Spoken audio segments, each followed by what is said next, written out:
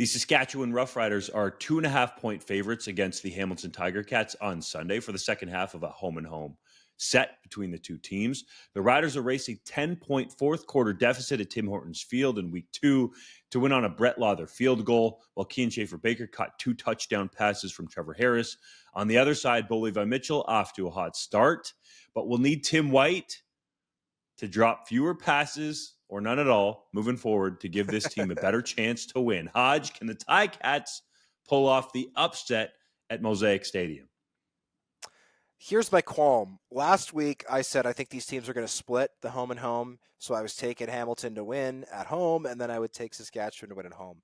The problem is, though they outplayed the Riders, in my opinion, the Ticats did not win at home last week. And so for that reason, I am going to roll with them here in enemy territory, especially getting some points on the road. Yes, Mosaic Stadium is a tough place to play, but with the defensive breakdowns in the secondary from Saskatchewan, which I thought were very concerning, the inability to get AJ Ouellette running the ball, I think is a huge issue. And then you've got Ryan Skeevier coming in at guard to replace Philip Blake, which I think is a downgrade. So I am going to take the Ticats here. The Ticats, again, arguably should be 2-0 right now, though they are, of course, winless. So I said these teams are going to split the home and home.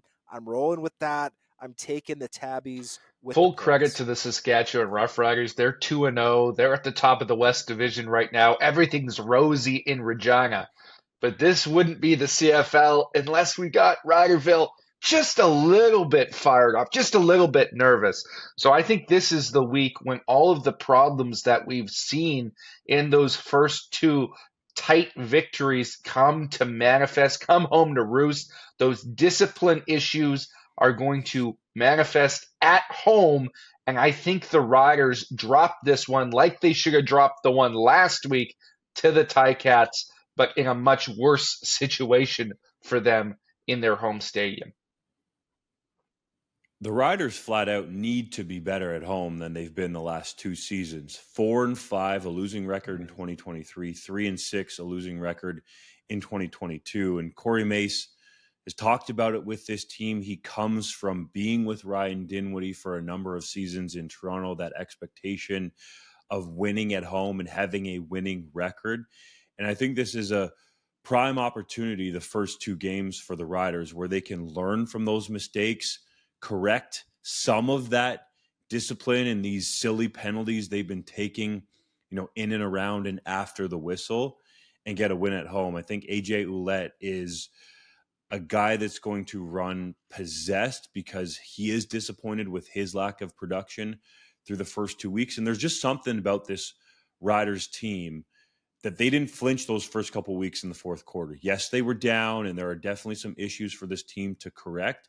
But that mentality, to me, is one that has the potential to be a consistent winner and of championship quality. We'll see it this week because back-to-backs in the CFL are historically difficult to go 2-0 against the other team. But I really do think the home crowd is going to be on the side of the Riders. Mace Mania is running wild, throughout that province, fellas. He's on billboards all over the place. People love this guy. But you got to win at home when the Rider fans are there.